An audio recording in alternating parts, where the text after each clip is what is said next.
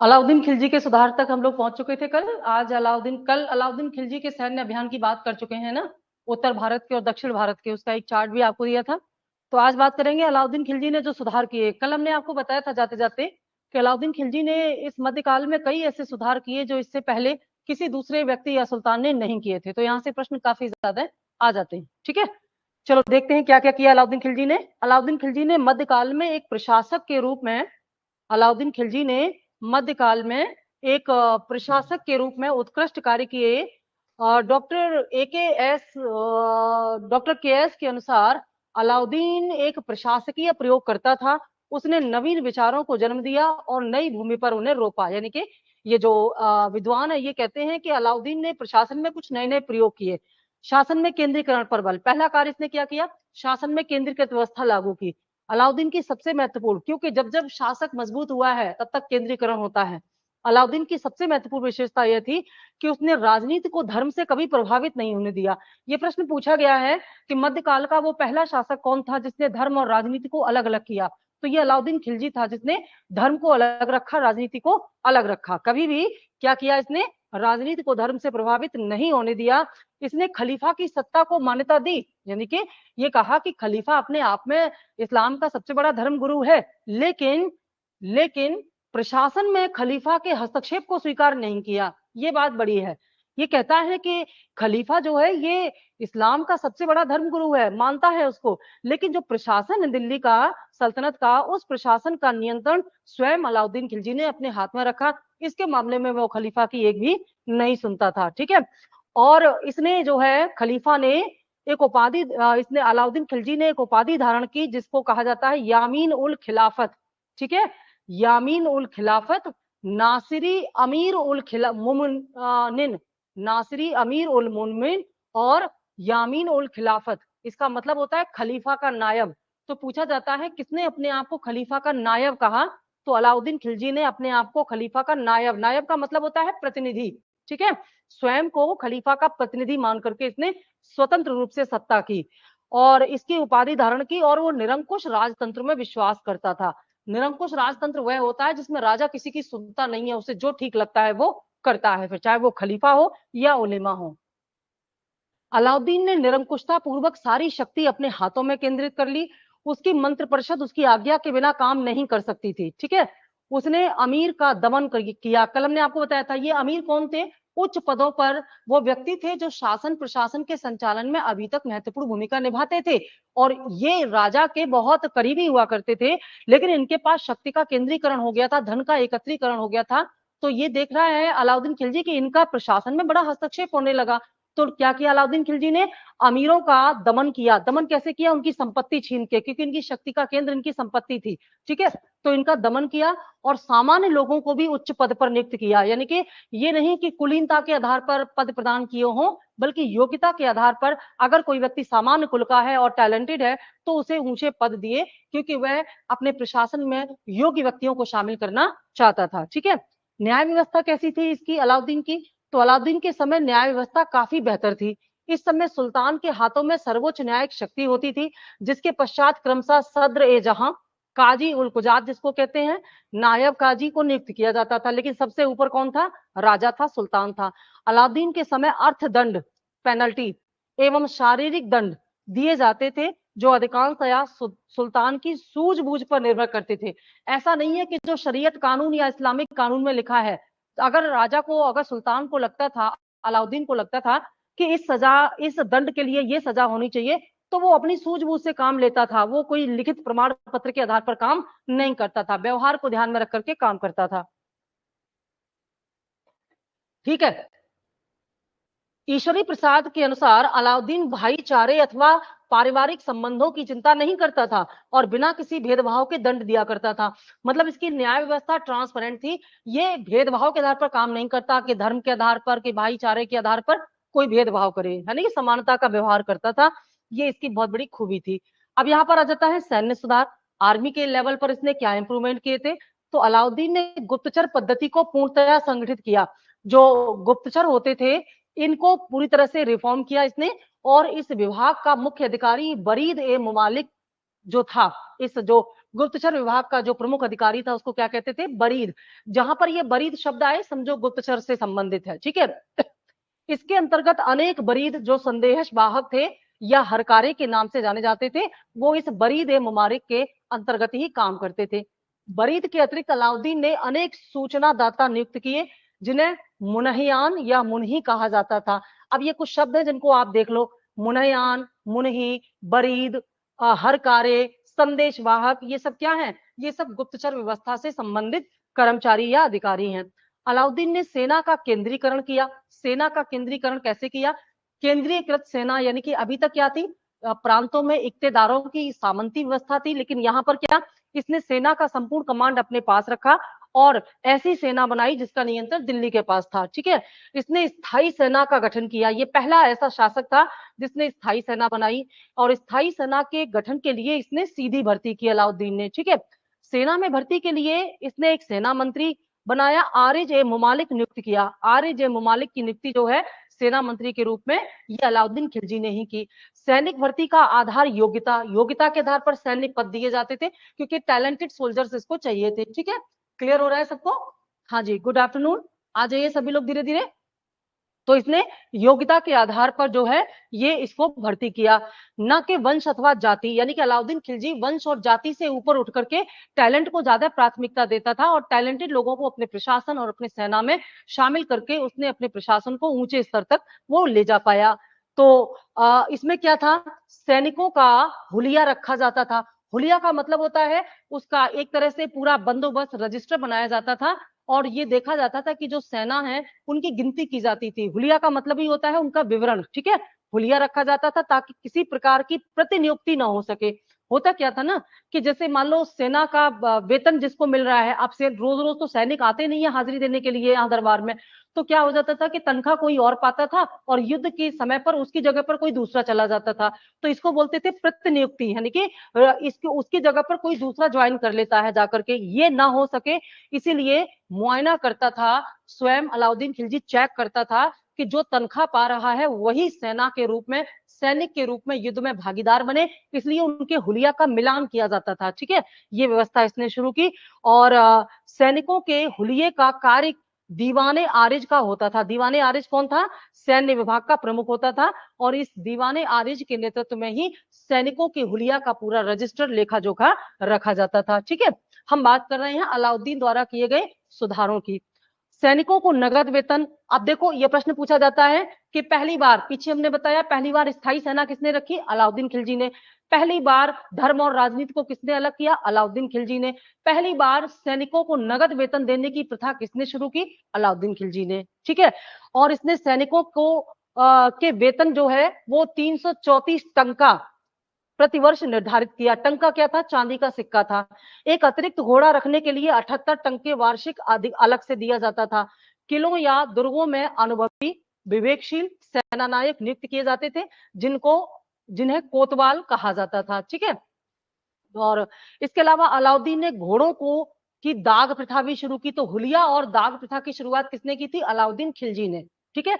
ये दाग क्या होता है? शाही मोहर, यानी कि जैसे घोड़े हैं, मान लीजिए घोड़े और सैनिक दोनों ने एक बार जाके हाजिरी दी और उसको सुल्तान ने देख लिया, लेकिन युद्ध के समय पर वही घोड़ा आया है कि नहीं ये कैसे पता चले? तो ऐसे क्या होता था ना, जो जो एक तरह से धांधली होती थी वो ये होती थी कि अच्छे अच्छे स्वस्थ घोड़े दिखा दिए जाते थे और उनके नाम पर अच्छी तनख्वाह ले लेते थे सैनिक, लेकिन युद्ध के समय में बूढ़े और बीमार घोड़े भेज करके युद्ध में सेना को कमजोर कर दिया करते थे। ऐसा ना हो इसीलिए अलाउद्दीन खिलजी ने सैनिकों को आइडेंटिफाई करने के लिए हुलिया प्रथा और घोड़ों को आइडेंटिफाई करने के लिए दाग प्रथा शुरू की। और ये दाग प्रथा में क्या होता था? घोड़ों की चमड़ी पर एक मोहर लगा दी जाती थी, गरम गरम मोहर। घोड़े की जब त्वचा से लगती थी तो वो परमानेंट निशान पड़ जाता था, जैसे आजकल लोग टैटू बनवाते हैं ना, कुछ इसी प्रकार का टैटू मान लो इसको।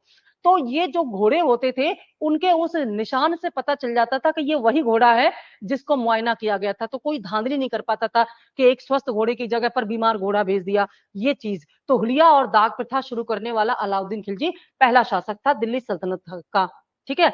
तो सैनिकों का हुलिया और घोड़ों को दागने की प्रथा, इसके विषय में नियम बनाए। स्थायी सेना को गठित करने वाला अलाउद्दीन खिलजी पहला सुल्तान था। स्थायी सेना, ठीक है।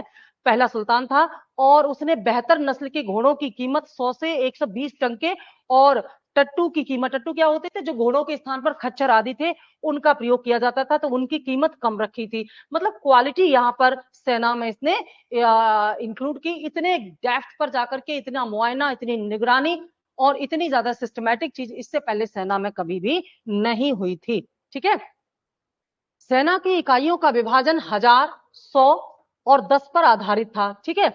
जो खान, मलिक और सिपाह सालार, आप ध्यान से समझ लो, जो ये 10 सैनिक थे, 10 सैनों के 10, यानी कि जो 10 सैनिक हुआ करते थे, 10 सैनिकों के अधिकारी को कहा जाता था सिपाह सालार। क्या कहा जाता था? सिपाह सालार। ठीक है। ये मतलब है इसका। 100 सैनिकों की पर जिसका नियंत्रण होता था उसे क्या कहा जाता था? मलिक कहा जाता था। मलिक कहा जाता था। ठीक है। और ऐसा व्यक्ति जो 1000, जिसके अंतर्गत 1000 सैनिक आते थे, उसे खान कहा जाता था। तो यहां पर देखो, खान के पास 1000 सैनिक होते थे, मलिक के पास 100 सैनिक होते थे, और सिपह सालार के पास 10 सैनिक होते थे। इस प्रकार से विभाजन करके उसने एक प्रबंधन यहाँ पर एक तरह से डिवीजन कर दिया सेना का। ठीक है। इसके अलावा यहाँ पर देखिए, 10,000 की सैनिक टुकड़ियों को तुमन कहा जाता था, टुकड़ी का नाम था। निरीक्षण करके नियुक्त किए गए सैनिकों को सरकारी भाषा में मुरत्तब कहा जाता था। जिन पर हुलिया और दाग प्रथा का प्रयोग किया जाता था उन्हें मुरत्तब कहा जाता था। अलाउद्दीन ने सेना में एक और प्रयोग किया, एक अस्पा। एक अस्पा क्या होता है? ऐसा सैनिक जिसके पास एक घोड़ा होता था उसे एक अस्पा कहा जाता था। ठीक है। और दो अस्पा, तो दो अस्पा क्या होता था? ऐसा सैनिक जिसके पास 2 घोड़े होते थे। तो जाहिर सी बात है, जिसके पास 2 घोड़े होते होंगे उसे घोड़े का चार्ज अलग से दिया जाता है, उसका वेतन अलग होता है, क्योंकि घोड़े युद्ध में बहुत महत्वपूर्ण भूमिका निभाते थे। तो एक अस्पा सैनिक और 2 अस्पा सैनिक, ये नई प्रथा यहाँ पर शुरू की गई। ये जितने भी हम नई नई बातें बोल रहे हैं ना, ये सब प्रश्न हैं आपके, इनको अंडरलाइन कर लेंगे आप। तो एक अस्पा और 2 अस्पा या 2 अस्पा, ये प्रथा भी अलाउद्दीन खिलजी ने शामिल की थी। ठीक है। इसके बाद अलाउद्दीन खिलजी के आर्थिक सुधार बेहद महत्वपूर्ण है। अलाउद्दीन खिलजी के आर्थिक सुधार, कुछ बातें यहां जान लो। देखो, अलाउद्दीन खिलजी स्वयं षड्यंत्र करके आया था अपने चाचा और कम ससुर को मार करके, जलालुद्दीन खिलजी को। तो उसे मालूम था कि षड्यंत्र आगे भी होते रहेंगे। जलालुद्दीन खिलजी दयालु प्रवृत्ति का था और दान बहुत करता था। अलाउद्दीन को लगा कि इसने इतने दान दे दिया कि खजाना खाली कर दिया, और ये सारा पैसा जिनके पास गया वो एकदम पैसे का एकदम उनमें काफी घमंड आ गया है। तो अमीर एक ऐसा वर्ग था दिल्ली सल्तनत में जिसके पास पैसा और प्रभाव दोनों ही थे। अलाउद्दीन खिलजी ने अमीरों का सत्ता में हस्तक्षेप करने की जो प्रवृत्ति थी उसको कम करने के लिए क्या किया? अमीरों पर कुछ प्रतिबंध लगाए। क्या प्रतिबंध लगाए? ये कहा कि अमीर आपस में जब भी कोई संगोष्ठी, उत्सव या त्योहार या शादी विवाह जैसा उत्सव मनाएंगे तो पहले सुल्तान को बताना पड़ेगा, क्योंकि वो जानता था कि अमीर जब बैठ जाते, क्योंकि इसकी गुप्तचर व्यवस्था इसको बताती थी कि अमीरों के जहां पर संगठन होते, समूह होते हैं, वहां पर अमीर लोग क्या करते हैं? मिलकर के मदिरा पान करते हैं और सुल्तान के विरुद्ध षड्यंत्र करते हैं। तो इसने अमीरों को तोड़ने के लिए उनके मेल मिलाप पर प्रतिबंध लगाया, उनके शादी विवाह जैसे मौकों में हस्तक्षेप किया, शराब का प्रतिबंध लगा दिया पूरे सिस्टम में। ये कहा कि शराब की बिक्री नहीं होगी, अलाउद्दीन खिलजी ने कहा। इसके अलावा इसने क्या किया? उनकी संपत्ति छीन ली। अब जब उनके पास पैसा भी नहीं रहा, भाईचारे के लिए वो आपस में मिल करके उत्सव या त्योहार भी नहीं मना सकते, इसके अलावा उनकी संपत्ति भी छीन ली गई, उनका हस्तक्षेप भी कम कर दिया गया। तो जो अमीर वर्ग था उसकी स्थिति बहुत ज्यादा कमजोर हो गई, और इसी वजह से सत्ता का संपूर्ण केंद्रीकरण या नियंत्रण अलाउद्दीन खिलजी के हाथों में आ गया यहाँ पर। ठीक है। तो अलाउद्दीन खिलजी के बारे में आर्थिक सुधार की जहां तक हम बात करते हैं, तो अलाउद्दीन खिलजी ने आर्थिक सुधार क्यों किए? ये प्रश्न कई बार आता है कि आर्थिक सुधार की इसको क्या जरूरत पड़ गई। तो इसके पीछे सबसे बड़ा जो कारण था, मूल में अगर जाए तो मूल ये था कि अलाउद्दीन खिलजी को नगद वेतन देने के लिए सिक्कों की जरूरत थी, मुद्रा की जरूरत थी। उस समय कागजी मुद्रा तो होती नहीं थी, खूब सारा नोट छाप लो। उस समय होते थे धातु मुद्रा, और धातु कौन सी? चांदी, जिसको टंका कहा गया है। अब इतनी बड़ी मात्रा में अगर आप नगद वेतन दोगे सैनिकों को, तो जाहिर सी बात है। अब इसकी शुरुआत कहां से होती है? देखो, शुरुआत होती है कि अलाउद्दीन खिलजी के समय में मंगोलों के आक्रमण बहुत ज्यादा हुए थे। इन मंगोल आक्रमण से निपटने के लिए यह जरूरी था कि एक आर्मी, एक सेना ऐसी हो जो हमेशा दिल्ली में ही रहे। इससे पहले सेना कहाँ रहती थी? इक्ता में रहती थी, जरूरत पड़ने पर आती थी। अब पता लगा कि अचानक हमला हो गया, क्योंकि दिल्ली बहुत नजदीक है, तो मंगोल आक्रमण पहले दिल्ली पर होता, कैपिटल भी था। तो जैसे ही मंगोल आक्रमण होता, तुरंत तो इक्तादार अपनी सेना भेज नहीं सकता था। अलाउद्दीन खिलजी ने दिमाग लगाया कि हम एक ऐसी सेना रखेंगे जो कि स्थायी यानी कि रिजर्व सेना हो। ठीक है, रिजर्व सेना के रूप में इसने 1 लाख सैनिकों की भर्ती की और उनको हमेशा दिल्ली में ही रखा गया। अब इन सैनिकों को अगर दिल्ली में रखा जाएगा तो इनका वेतन देने का प्रबंध कहां से होगा? जनरली क्या होता था, जो इक्तेदार होते थे वो इन सैनिकों को वेतन देने के लिए वहां की भूमि पर से टैक्स वसूल करके उनको देते थे, लेकिन अब तो इनको दिल्ली में रहना है, तो इसका मतलब है इनको वेतन देने की जिम्मेदारी स्वयं सुल्तान को लेनी पड़ेगी। अब देखिए, सुल्तान इनको अब नगद वेतन देगा क्योंकि दिल्ली में रह रहे हैं। अब इनको नगद वेतन देगा तो उस नगद वेतन देने के लिए क्या चाहिए? टंका। टंके के लिए चाहिए चांदी। चांदी की हो रही थी बहुत ज्यादा कमी। अब इतनी मात्रा में चांदी कहां से आए कि इतने सारे सिक्के ढाले जाएं? दूसरी बात क्या है, अलाउद्दीन खिलजी इस बात को समझता था कि अगर सैनिकों को इतना वेतन नहीं मिलेगा कि उनकी मूल आवश्यकताएं पूरी हो पाए तो सैनिक विद्रोह कर देगा। तो जाहिर सी बात है कि उनको न्यूनतम वेतन तो मिले ना, जिससे कि सैनिक अपनी आवश्यकता पूरी करके शांति से दिल्ली में रहे, और अगर कोई अचानक आक्रमण आए मंगोलों का तो उसका सामना करे, तो सुल्तान सुरक्षित रहे, राजधानी सुरक्षित रहे। इसके लिए अलाउद्दीन खिलजी ने दिमाग लगाया और फिर इसने आर्थिक सुधार किए। तो इसके आर्थिक सुधार इन सब बातों से प्रेरित थे। ठीक, इन आर्थिक सुधारों में सबसे महत्वपूर्ण थी इसकी बाजार सुधार। अब अलाउद्दीन खिलजी ने जिस बात को समझ लिया था अपने विशेषज्ञों के माध्यम से कि मुद्रा केवल विनिमय का माध्यम होती है, मुद्रा अपने आप में कोई वस्तु नहीं है जिसका आप प्रयोग करो, बल्कि मुद्रा माध्यम है वस्तुओं को प्राप्त करने का। जैसे मान लो कि अगर 10 टंकों में, चांदी के 10 टंके में अगर 50 किलो अनाज मिलता है, अगर वही 50 किलो अनाज 5 टंके में मिलने लगे तो 5 अतिरिक्त टंके ढालने के लिए अतिरिक्त चांदी की जरूरत नहीं पड़ेगी। अलाउद्दीन इस बात को समझ गया। उसने कहा कि हम ज्यादा सिक्के नहीं ढाल सकते क्योंकि हमारे पास चांदी नहीं है, तो हम वस्तुओं को सस्ता कर सकते हैं। अगर सामान सस्ता हो जाए तो कम पैसे में ही सामान खरीदा जा सकता है, और कम पैसे में सामान खरीद करके जब जरूरतें पूरी हो जाएंगी तो ज्यादा तनख्वाह देने के लिए ज्यादा सिक्कों की जरूरत नहीं, मतलब ज्यादा चांदी की जरूरत नहीं। अब बस उसको मूल मंत्र मिल गया और इसी के तहत उसने अपना बाजार सुधार नियम लागू किया। ये हम व्यवहार में आपको बता रहे हैं, आगे फैक्ट के आधार पर बताएंगे प्रैक्टिकलिटी में क्या था एक्चुअली। तो अलाउद्दीन का जो बाजार सुधार था इसमें उसने क्या किया, इसमें उसने कीमत नियंत्रण का उपाय किया।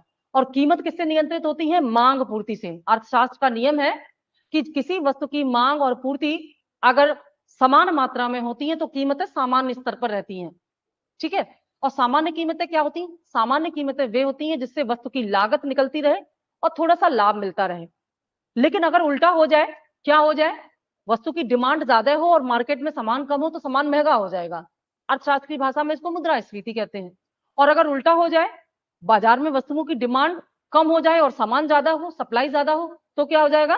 कीमतें गिर जाएंगी, जिसे मंदी कहा जाता है।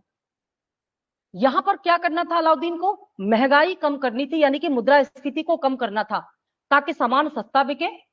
और सैनिकों को अगर हम 100 टंके नहीं दे पा रहे हैं, 50 टंके ही दे पा रहे हैं, तो सामान इतना सस्ता हो कि 50 टंके में उस सैनिक की आवश्यकता पूरी हो जाए। लेकिन अगर सामान सस्ता हो जाएगा तो जिनके पास ज्यादा पैसा है वो खरीद खरीद करके अपने भंडार भर लेंगे, बाजार में सामान कम पड़ जाएगा। इसके लिए अलाउद्दीन ने क्या किया? बाजार में वस्तुओं की पर्याप्त मांग और पर्याप्त पूर्ति हो सके, इसके लिए व्यवस्था क्या किया कि कोई भी सैनिक अपने पद के अनुसार एक निश्चित मात्रा से ज्यादा सामान नहीं खरीद सकता, और जितने भी सप्लायर्स हैं वो अपना सामान दिल्ली के सरकारी बाजारों में ला करके बेचेंगे। मतलब अलाउद्दीन खिलजी ने ऐसे सरकारी बाजार बनाए दिल्ली में कि दिल्ली के आसपास के सभी व्यापारियों को यह चेतावनी दे दी गई कि सभी व्यापारी अपना सामान उसी सरकारी बाजार में ला करके ही बेचेंगे, ताकि बाजार में वस्तुओं की आपूर्ति बराबर बनी रहे। और दूसरी तरफ इसने क्या किया?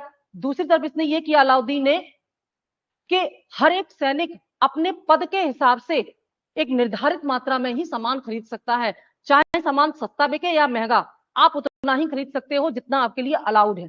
ठीक है, और ये दोनों व्यवस्था हमें कैंटीन व्यवस्था से जोड़ती हैं। आज भी आप देखेंगे कैंटीन में यही होता है, सैनिक अपने पद के अनुरूप हर महीने या सालाना कितने रुपए का सामान खरीद सकता है ये फिक्स होता है, और यहाँ कैंटीन में जो सामान मिलता है वो बाजार से सस्ता मिलता है। इसीलिए ताकि बाजार में कीमतों के उतार चढ़ाव का प्रभाव सैनिकों पर ना पड़े, क्योंकि सैनिकों का वेतन तो हर बार नहीं घटता बढ़ता ही है, और सैनिक अपने मूल काम पर ध्यान दे सके।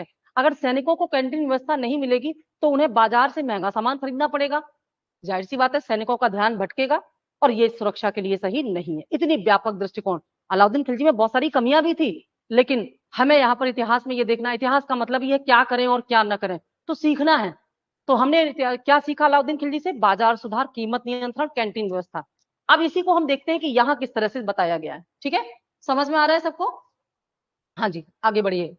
अब अलाउद्दीन के आर्थिक सुधार का आधार हमने आपको लेक्चर में बता दिया। अब देखिए, अलाउद्दीन ने आर्थिक सुधार के अंतर्गत सर्वप्रथम मिल्क क्या होता है? राज्य द्वारा प्रदान संपत्ति, राज्य द्वारा प्रदान संपत्ति, नाम एवं पेंशन तथा वक्फ। वक्फ क्या होता है? आजकल वक्फ बोर्ड बहुत फेमस है। वक्फ मतलब क्या होता है? धर्म के लिए दिए गए दान। इस्लाम में धर्म के लिए दिए गए दान को वक्फ प्रॉपर्टी कहा जाता है। ठीक है, अब अलाउद्दीन खिलजी के आर्थिक सुधारों में सबसे पहले क्या हुआ? राज्य द्वारा प्रदान की गई संपत्ति, नाम, पेंशन और धर्म आदि के लिए दिया गया जो संपत्ति थी उसको क्या किया? ध्यान से समझना, खालसा भूमि में परिवर्तित कर दिया। ये बड़ा महत्वपूर्ण है। खालसा क्या होती है? खालसा का मतलब होता है सरकारी। ठीक है, सरकारी, यानी कि उसे सुल्तान के या शाही संपत्ति या शाही कोष में शामिल कर लिया। फिर से इस बात को देखो, बहुत महत्वपूर्ण है कि शुरुआत कहां से की अलाउद्दीन खिलजी ने आर्थिक सुधारों की? कि अब तक राज्य द्वारा यानी कि दिल्ली सल्तनत द्वारा, वहां के सुल्तानों द्वारा जो भी दान दिया गया था, चाहे पेंशन के रूप में दिया गया था या संपत्ति के रूप में दान दे दिया गया था या धर्म के नाम पर दान दे दिया गया था, इसने क्या किया? उन सबको वापस ले लिया और कहा कि यह किसी की व्यक्तिगत संपत्ति नहीं है। फिर ये किसकी संपत्ति है? ये सुल्तान की संपत्ति है। और सुल्तान की संपत्ति मतलब शाही संपत्ति, और शाही संपत्ति या शाही खजाने की संपत्ति को यहाँ खालसा संपत्ति कहा गया। खालसा भूमि वह भूमि होती थी जो कि सीधे सरकार के ऑब्जर्वेशन में या केंद्रीय नियंत्रण में रहती थी। तो इससे क्या हुआ? सरकार का खजाना भरता गया और जो अमीर लोग थे, जो पैसे वाले लोग थे, उनकी शक्ति कमजोर हुई। जब उनकी शक्ति कमजोर हुई तो शासन प्रशासन में उनका हस्तक्षेप कम हुआ। एक तो प्रशासनिक उद्देश्य पूरे हो गए, दूसरी तरफ अलाउद्दीन खिलजी ने शाही खजाना भर लिया तो उसके आर्थिक उद्देश्य भी पूरे हुए। आगे क्या हुआ? इससे क्या हुआ? इससे राज्य की आय में वृद्धि हुई, क्योंकि जलालुद्दीन खिलजी के द्वारा इतने ज्यादा दान दिए गए थे कि खजाना खाली हो गया था और लोग आम जो प्रशासन में जो मंत्री आदि होते हैं वो बहुत अमीर हो गए थे। तो इनको एकदम बराबरी पर, एकदम जमीन पर ला दिया अलाउद्दीन खिलजी ने, हालत खराब कर दी इनकी। ठीक है, अब इसके अलावा और क्या किया? जाहिर सी बात है इससे राज्य की आय बढ़ी। इसके अतिरिक्त अलाउद्दीन ने पहले से प्रचलित जागीर प्रथा को क्या कर दिया? समाप्त कर दिया। जो जागीर प्रथा परंपरा पहले से चली आ रही थी ना, उसको क्या कर दिया? इसने समाप्त कर दिया। और क्या? इसने अमीर वर्ग की शक्तियों में कटौती करके साम्राज्य पर अपना अधिकार और अधिक मजबूत कर लिया। अलाउद्दीन ने भूमि कर के रूप में, अलाउद्दीन ने इतने सारे टैक्स लगाए जिनके नाम इससे पहले कभी सुने ही नहीं थे। नए नए टैक्स, यहां तक के खेतों में हरी घास जो जानवर चरते थे उनके मालिकों पर भी टैक्स लगा दिया, जिसको चरी कर कहा गया। और क्या आप जानते हैं, पहली बार हाउस टैक्स लगाने की परंपरा अलाउद्दीन ने शुरू की। बड़ा आश्चर्य हो रहा है ना, इसको क्या बोलते थे? घरी कर, हाउस टैक्स। आज हम देते हैं ना हाउस टैक्स, नगर निगम वसूल करता है। तो हाउस टैक्स, जिसको घरी कर के नाम से जाना जाता था, आपने पढ़ा होगा इसको, घरी कर। ठीक है, ये घरी कर या हाउस टैक्स वसूल करने वाला भारत का पहला जो है, कौन था हाउस टैक्स वसूल करने वाला? कौन था पहला? ये था अलाउद्दीन खिलजी। घरी कर और चरी कर। चरी कर क्या? जो पशु चारा चरते थे उनके मालिकों पर चरी कर, और घरी कर घर के, जिनका घर होता था, घर के मालिकों पर। ठीक है, इसके अलावा और क्या किया इसने? अलाउद्दीन ने भूमि कर के रूप में, भूमि कर कितना बढ़ा दिया। अब भूमि कर के रूप में इसने भेदभाव किया, धर्म के आधार पर भेदभाव किया टैक्स वसूल करने में, खासतौर से जो खेती बाड़ी पर टैक्स, जिसको हम लगान बोलते हैं, सबसे बड़ा जो सोर्स ऑफ इनकम यही था। तो इसने मुसलमानों से 1/4 लिया, हिंदुओं से 1/2 लिया। यानी कि अगर मुसलमानों में 100 का उत्पादन हुआ है तो वो 25 देंगे, और हिंदू 100 का उत्पादन हुआ है तो 50 देंगे। ये यहां पर इसने किया। इसने गैर मुसलमानों पर जजिया जो मुसलमान नहीं थे जजिया लगा दिया उन पर, ठीक है, गैर मुसलमानों पर जजिया लगाया। इसके अलावा इसने घरी कर यानी कि गृह कर लगाया, ये जो चरी कर लगाया, जो दुधारू पशु जो चारा चरते थे उन पर, क्योंकि दुधारू पशुओं को ही चारा लेने के लिए खेतों में भेजा जाता था चराने के लिए, तो उन पर क्या लगा दिया इसने, चरी कर लगा दिया, ठीक है। ये सारे एक्स्ट्रा टैक्स लगा करके उसने अपने पैसे से शाही खजाना भरा। इसने धार्मिक कर के रूप में मुस्लिमों से जकात कर लिया। देखो, एक है जकात, एक है जजिया, बहुत ध्यान से समझना।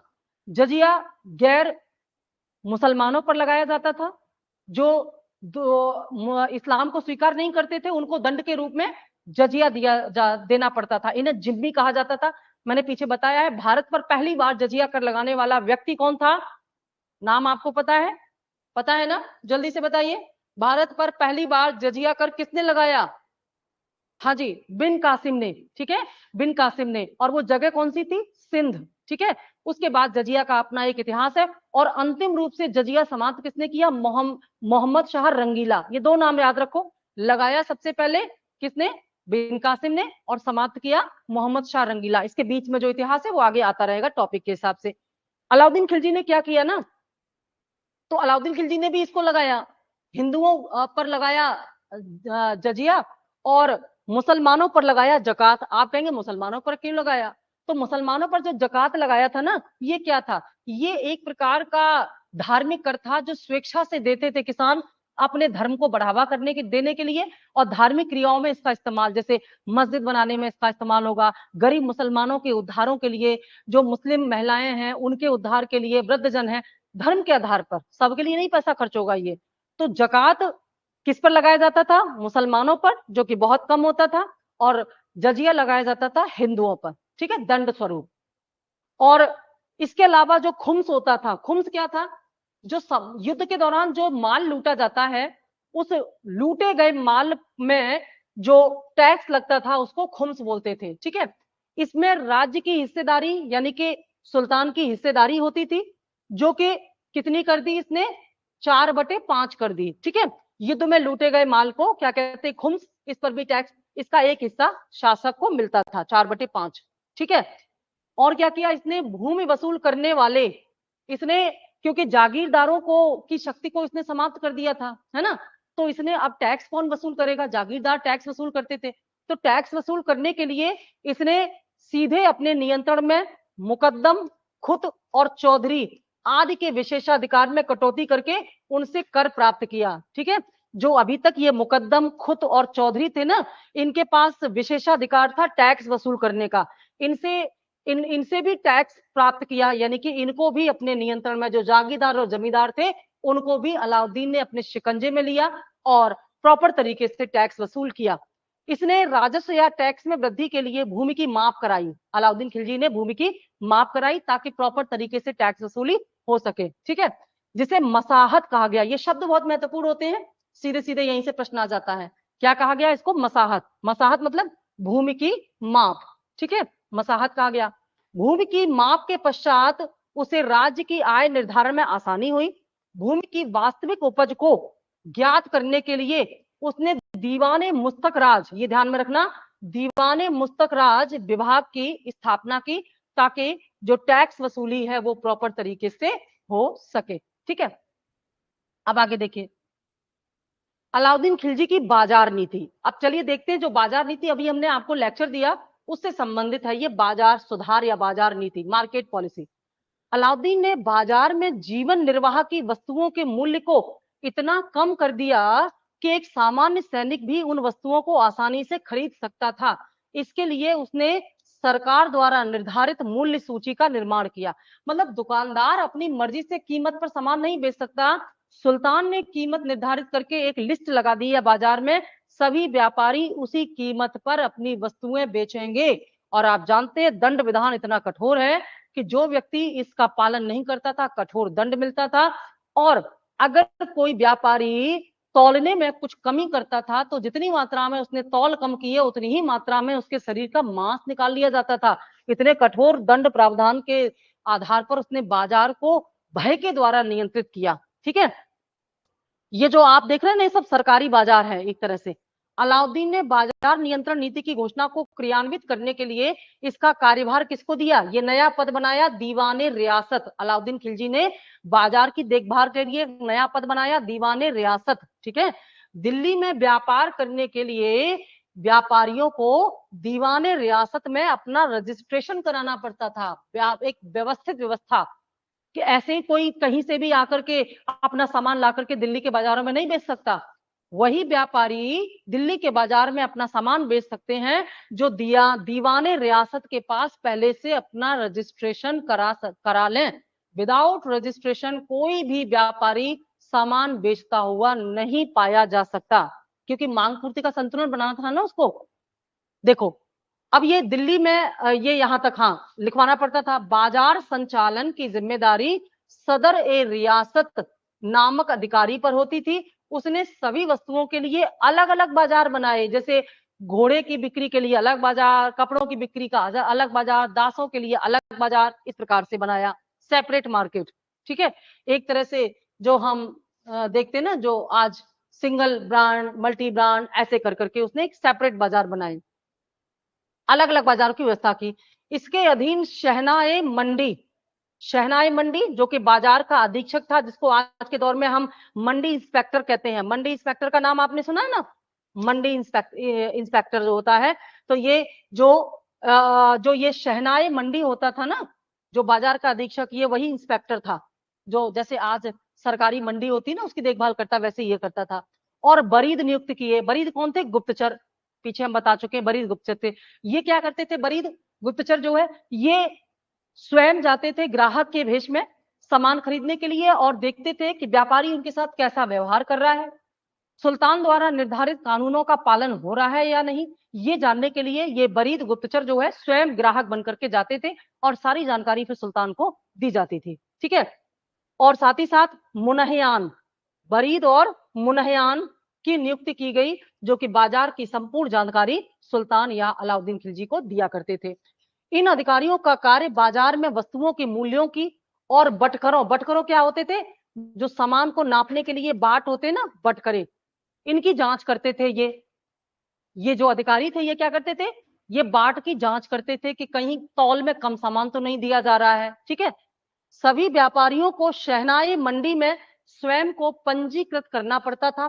केवल पंजीकृत व्यापारी ही व्यापार कर सकते थे। एक बेहतरीन व्यवस्था। अलाउद्दीन ने विभिन्न वस्तुओं के लिए विभिन्न प्रकार के बाजार संगठित किए और उनके लिए आवश्यक अधिनियम या कानून भी बनाए। जैसे मंडी क्या थी? गल्ला बाजार, जहां अनाज मिलता था उसे मंडी कहा गया। सराय ए अदल क्या था? जहां कपड़े की बिक्री होती थी उसे सराय ए अदल कहा गया।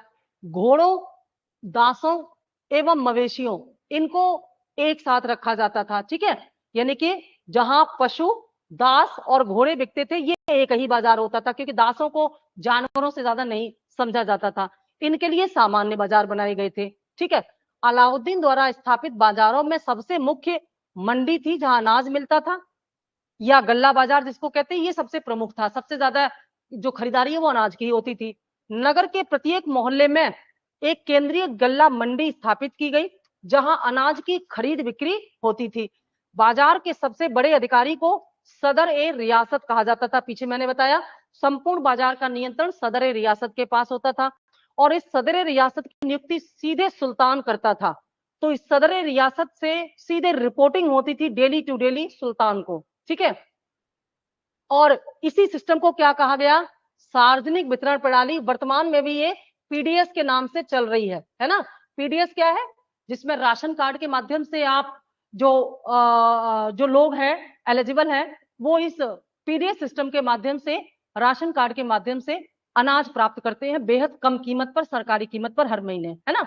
राशन कार्ड आपने देखा होगा जिसमें पिंक कलर का, व्हाइट कलर का, येलो कलर का, 3 तरह के राशन कार्ड होते हैं ना। तो ये इसमें जो व्हाइट कलर का होता है उसको बोलते हैं एपीएल, एबव पॉवर्टी लाइन। जो येलो कलर का होता है, पीले रंग का होता है, उसको बोलते हैं below poverty line, BPL families को मिलता है। और जो पिंक कलर का या डार्क पिंक कलर का, जैसे आप रेड समझते हैं, वो डार्क पिंक होता है। वो डार्क पिंक कलर का जो राशन कार्ड होता है उसको बोलते हैं एएवाई, यानी कि अंत्योदय अन्न योजना वाले परिवार। इन 3 प्रकार के राशन कार्डों को दिया जाता है किसको? अलग अलग आर्थिक स्तर के समाज को दिया जाता है, जिसकी आर्थिक स्थिति सबसे यानी कि जो सबसे गरीब लोग हैं वो एएवाई पर राशन लेते हैं, जो थोड़ा सा उनसे ऊपर है लेकिन गरीबी है उन्हें बीपीएल कार्ड पर यानी कि पीले कार्ड पर लेते हैं, और जो उनसे ऊपर है वो एएवाई यानी कि व्हाइट कार्ड पर लेते हैं। इनमें सबसे कम कीमत होती है एएवाई के लिए, सॉरी हाँ अंत्योदय अन्न योजना के लिए, सबसे बड़ी होती है वो एबव पॉवर्टी लाइन के लिए होती है, व्हाइट कलर वालों के लिए होती है। ठीक है, तो ये जो व्यवस्था बनाई थी, जैसे इसको हम अगर ऐसे देखें तो एक पहले केवल बीपीएल होता था भारत में, केवल एक ही कार्ड होता था बीपीएल, ठीक है, सबके लिए।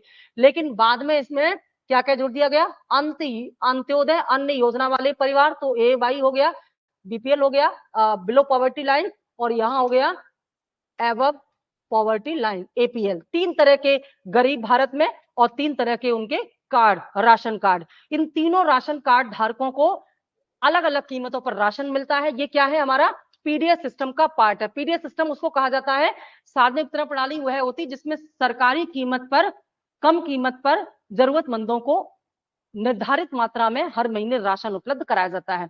ये व्यवस्था शुरू करने वाला भारत का प्रथम शासक अलाउद्दीन खिलजी था। इसके पहले कभी ने ये किसी ने ये प्रयोग नहीं किया था। अपने आप में कितना अनुपम एग्जाम्पल है ये। ठीक है,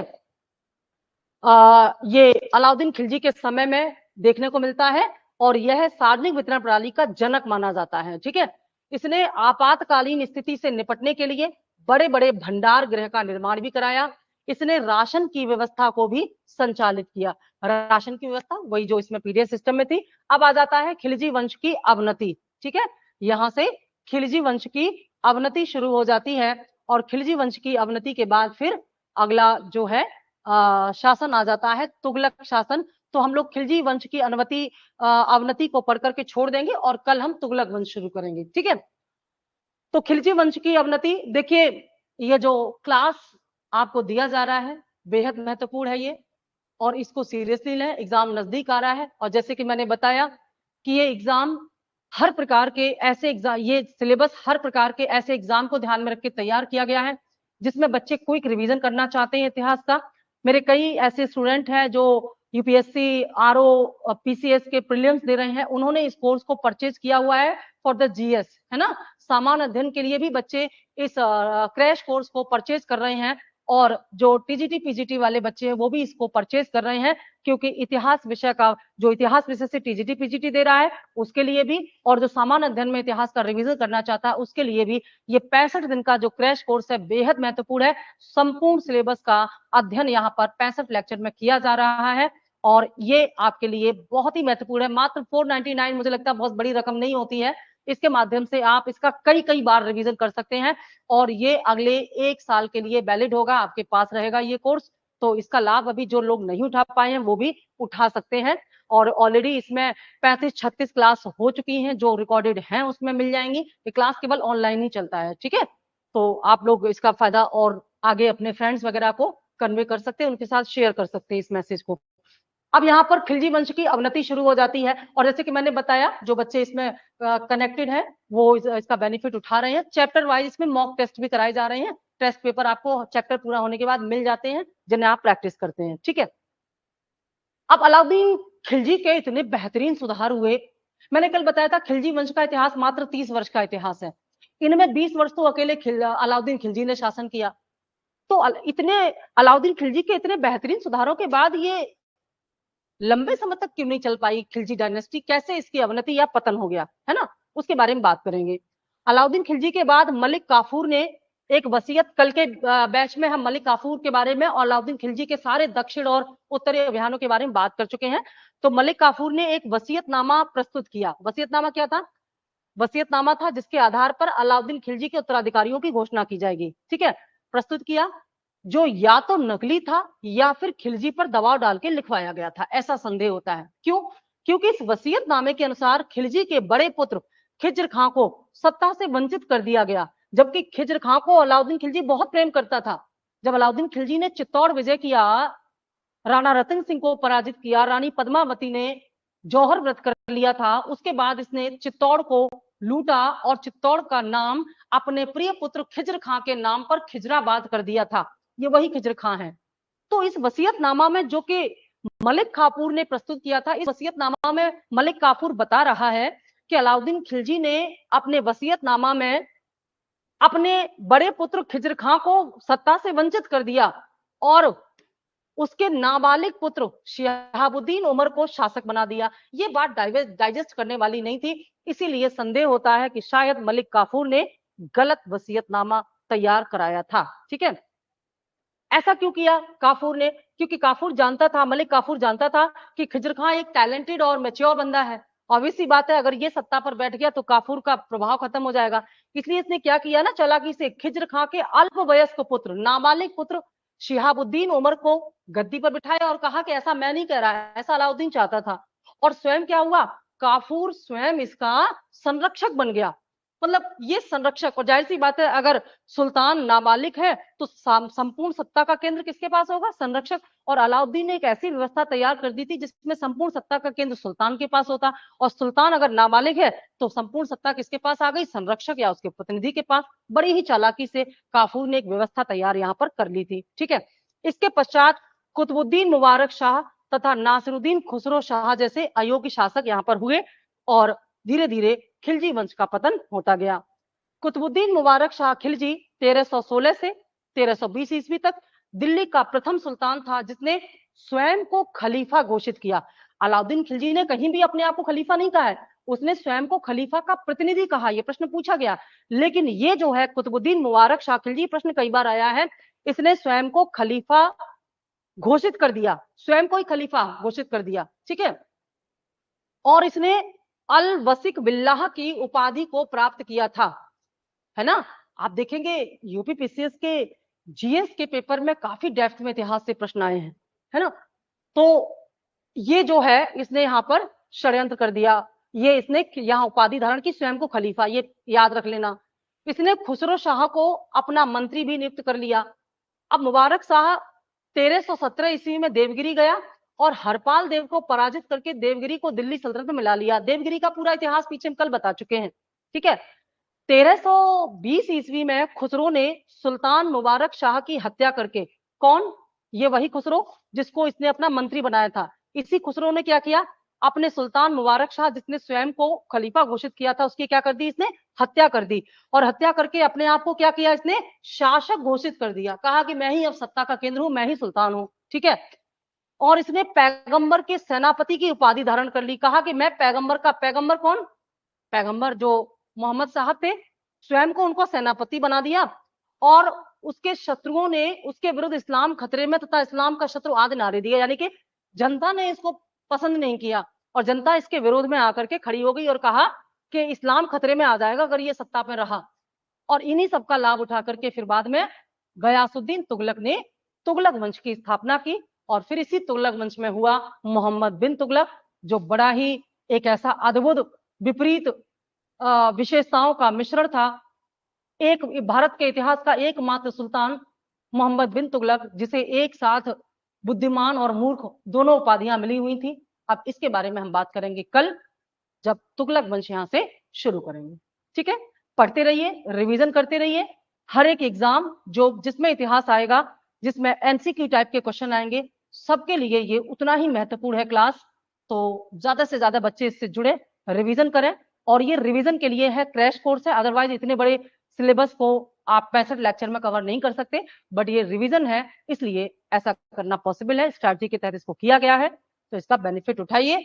और ज्यादा से ज्यादा बच्चे कोशिश किया करें लाइव आने की क्लास में, जिससे कि आपके जो कंसर्न है, जो डाउट्स हैं, उसे आप पूरा कर सकें। जो पीछे आपको मॉक टेस्ट दिए गए हैं उनका जो आपका एक तरह से जो उसका आपकी जो एक्सपीरियंस है वो बताएं, कौन से क्वेश्चन है जिनको सॉल्व करने में आपको समस्या आ रही है। आप नेगोशिएट कर सकते हैं मुझसे चैटिंग के माध्यम से। ठीक है, थैंक यू।